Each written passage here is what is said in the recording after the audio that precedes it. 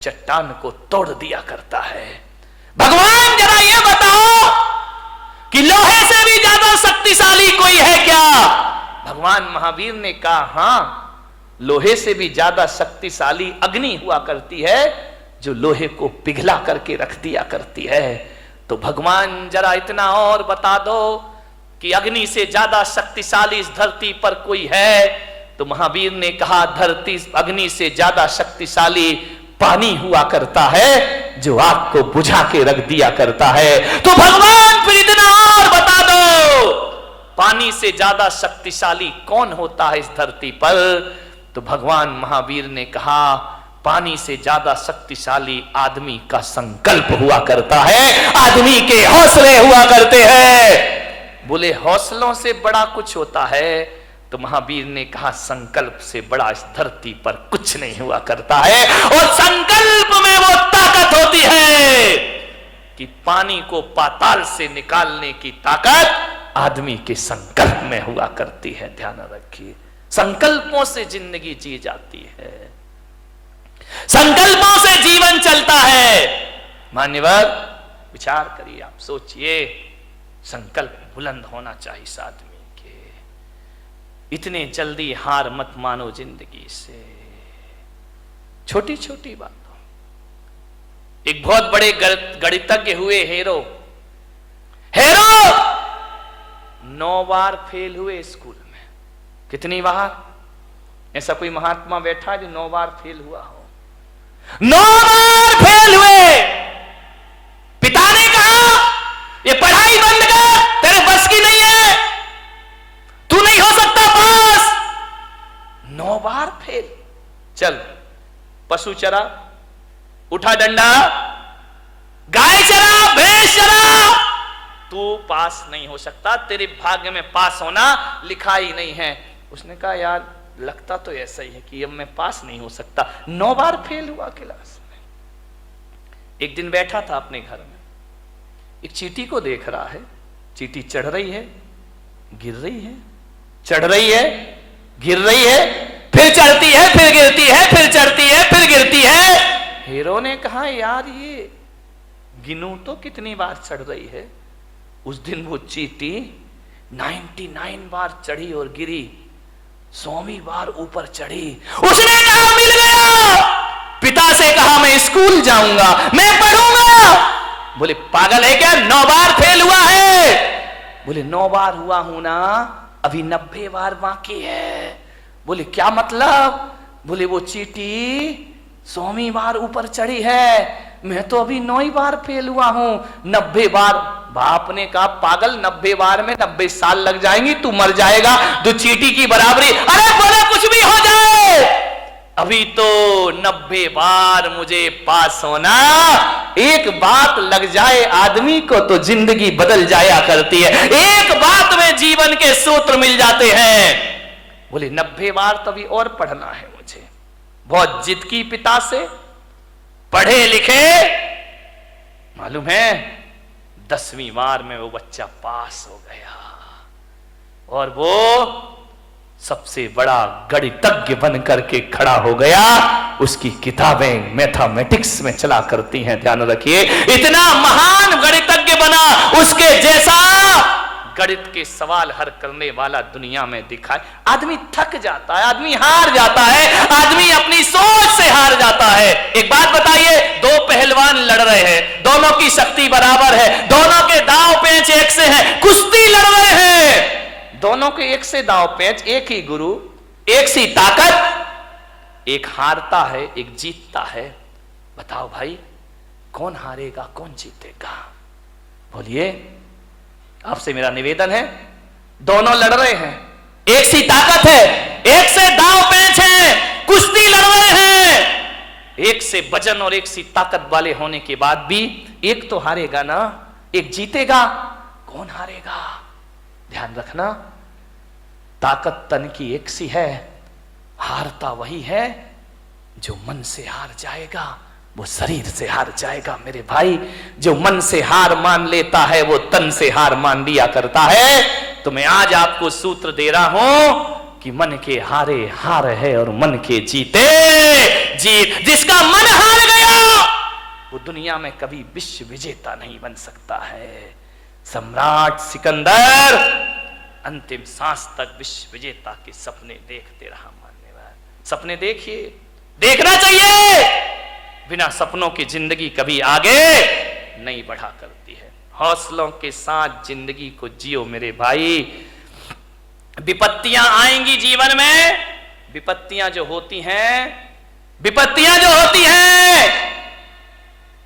वो part of life है आदमी के जीवन में, जीवन का एक हिस्सा है।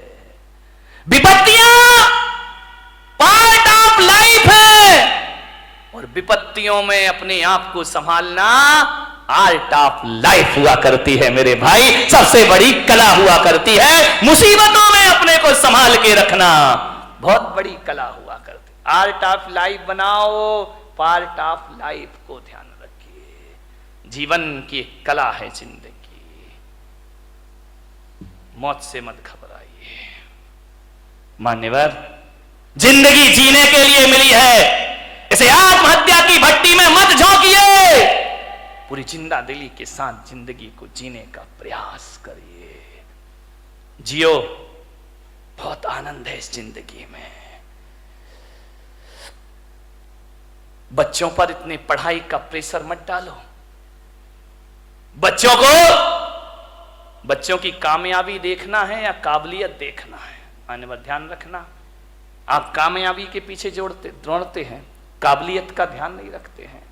बच्चों को कामयाब भले ना बनाओ, लेकिन बच्चों को काबिल जरूर बनाइए, ध्यान रखिए।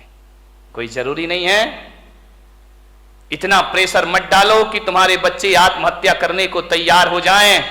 अपने विचार उन पर मत लादिए, उनके ज्ञान की क्षमता को देखिए, वरना माँ बाप इतना प्रेशर डालते हैं और जब रिजल्ट आता है तो हमारे घर का चिराग अपने हाथों से फांसी के फंदे लगाकर दुनिया से विदा हो जाया करता है। ध्यान रखिए।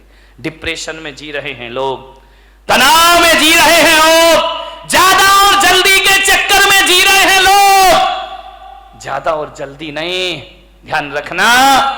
यहां तो संसार है, राजपाट छिन भी जाए तो वनवास में राम लक्ष्मण स्वर्गों जैसा जीवन जी करके दिखा दिया करते हैं। जिंदगी को जियो, पूरी आशा से जियो, पूरे विश्वास से जियो। आत्महत्या के अंधे कुएं में छलांग मत लगाओ। यदि आज ऐसे विचार, महिलाओं से मेरा निवेदन, पुरुषों से मेरा निवेदन है बड़ी विनम्रता के साथ, जब अपने उपलब्धियों पर अकड़ हो तो अपने ऊपर वालों को देखना। इस दुनिया में हमारे भी बाप बैठे हुए हैं, ध्यान रखना। हमने क्या कमाया है, टाटा बिरला वालों को देखना, उनके आगे अपनी कोई औकात भी नहीं है, उनके चौकीदार की हैसियत नहीं है अपनी। रिलायंस बंधु इतना कमाया है उनने। जब अकड़ पैदा हो तो ऊंचे वालों को देखना, और जब निराशा पैदा हो तो अपने से नीचे वाले को देखना। जिंदगी तुम्हारी आनंद में परिवर्तित हो जाएगी। मेरे पास इतना है, ईश्वर ने इतना दिया है। ऐसे भी लोग हैं जिनके पास चार दीवार और एक छत भी मौजूद नहीं है। ध्यान रखिए मान्यवर, सोचना है। भौतिक असफलताएं और भौतिक सफलताएं, जब भौतिक सफलताएं आदमी को जीवन दे नहीं सकती हैं तो भौतिक असफलताओं को जीवन लेने का कोई अधिकार भी नहीं हुआ करता है।